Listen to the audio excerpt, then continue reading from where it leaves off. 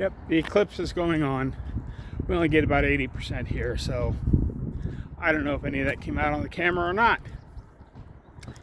Hello everyone, semi-retired Bob here. I talk about the carnivore diet, all things related to the carnivore diet, and miscellaneous odds and ends. Today is day 700. It's actually 701, but day 700 sounds better. It's been 23 months, which means we're now a month away from my 2-year carnivorsary and 1 month and a day away from my 61st birthday. So I thought I'd just come out here and walk a little bit in the eclipse if I can find where the sun went. Oh, it's over there. It's supposed to be peak time. It's not really getting super dark here because we're only at 80% according to the weather channels. But I thought I'd come out and do my regular what's happened to me in the first 23 months. As many of you know, my journey started back when I was discharged from the United States Army in 1983 because I had gout. And I've got plenty of videos about this on my channel. You can go look those up if you're more interested in the backstory. But following doctor's instructions on what to eat for gout, I got heavier and heavier.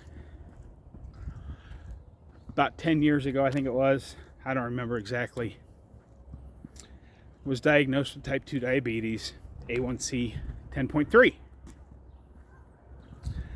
Now, following all the advice of both the gout diet and the diabetes diet, that led me to a triple bypass 6.5 years ago. And while I did get a little better after the triple bypass, it was not anything that I would call good. Then 23 months ago, I started the carnivore diet. We'll talk about the type 2 diabetes first. As I said, when I was diagnosed, I had an A1C of 10.3. At last test, and I've tested it twice now, my A1C is 4.8, which seems okay. My chronic kidney disease is gone. My kidney markers are better than they've been in decades. My fatty liver disease is gone. My liver markers are better than they've been in decades. Lawn service trailer without any lawn equipment on it. It's getting to be about that time here in Omaha. As you can see, I'm out here walking in just a t-shirt because it's 61 degrees out. I don't mind this weather at all. My blood pressure,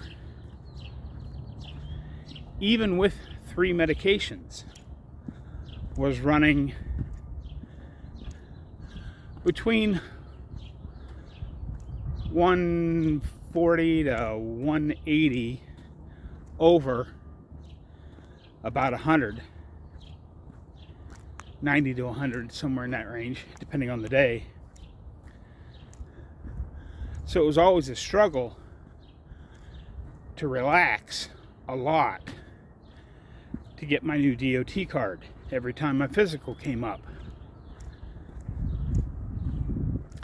Now with no medications for blood pressure, this morning my blood pressure was 112 over 64. That seems okay to me too. Some of you might say that's a little low, but I don't think it is for me. Gosh, what else? The big ones, I had arthritis really, really bad. This was about all the fist I could make. without severe pain when I started this. Now, as you can see, my hands work just fine. Now we're up to the top of that hill. I'm going to go ahead and just go back down the hill. Just wanted to get out here and walk again, just a little bit. I still don't know if we can see anything in the phone, but let's give it one more shot here. I don't know if that comes out or not. I'll see when we get into the editing room. I have spinal stenosis. The spinal stenosis has not gone away. I still have it. I still have a narrowing of the spinal column in my lower back. But it doesn't hurt anymore. I occasionally have those days where it's a little stiff. But I would have to claim it 98 to 99% better as far as the pain levels go. I used to take multiple pain pills every day just to get through the day. I took the maximum amount of Lyrica that you can take 3 times a day, and because that wasn't quite doing it, my pain management doctor also gave me tramadol. And I took tramadol a couple of times a day in between. So I'd start off the day with a Lyrica, and then about mid-morning take a tramadol, and then take another Lyrica at lunchtime, and then in the afternoon take another tramadol, and then take another Lyrica at dinner time. And then if it was really bad, when I tried to lay down to go to sleep, I'd take a third tramadol just to be able to get to sleep. I can't remember the last time I took a pain pill.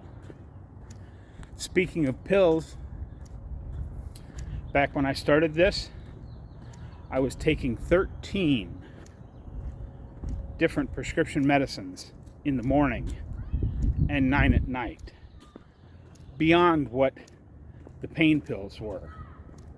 That's a lot of prescriptions. Now I take nothing. Well, I take my Cerule nutraceuticals, but I don't take any other medications. One of the things that I did want to talk about real quick on this, I saw somebody on one of the groups was asking, I've been carnivore for 3 months, and my blood pressure, every time I stop my drug, my blood pressure goes through the roof. Well, blood pressure is a tough one, guys. It was, I think, at the 8 or 9 month mark that I finally started to get rid of my last drug. And in speaking with Dr. Barry, I got rid of the drug and stayed off of it for a few days, and then my blood pressure would slowly start to creep back up, so I took one. So I was down to taking it like every 3 or 4 days, and finally I got rid of it and my blood pressure stayed down. Blood pressure can be a really hard thing.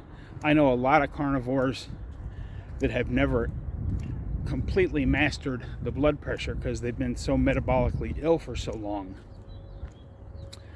You may still have to take a blood pressure medicine. 1.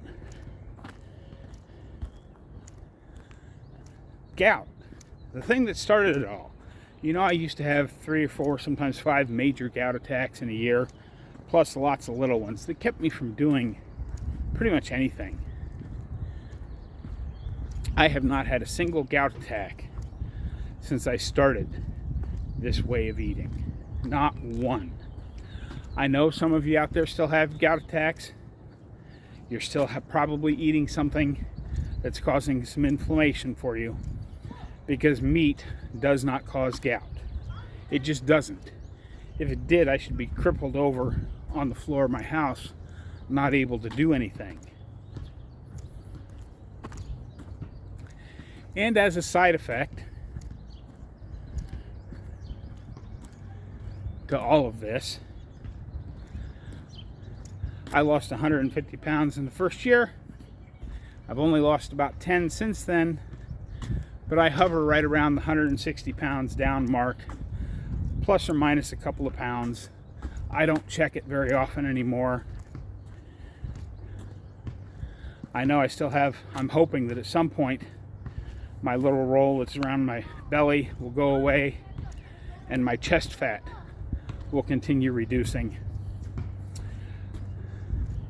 But I just keep on exercising. Besides these walks, I'm doing squats and sit-ups and push-ups.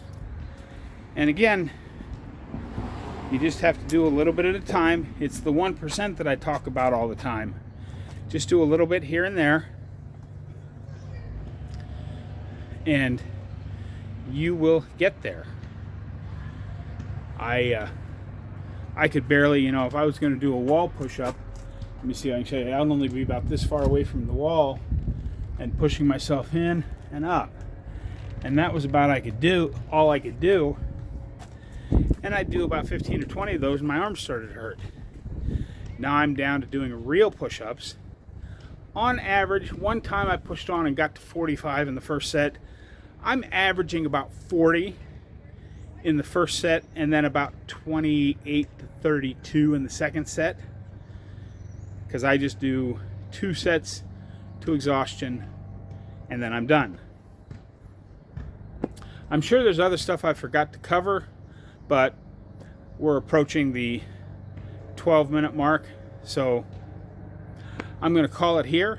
If you have any questions for me, be sure and drop down in the comments. Go ahead and hit that thumbs up button. Go ahead and subscribe. If you're still here, go ahead and subscribe. Come on. All those things are free, and they help me get the word out that it's never too late to change your life. But that's what I've got for you today, folks. Don't forget, get out there, be 1% better. Today, tomorrow, every day. Have a great day, folks. I'll see you in the next one.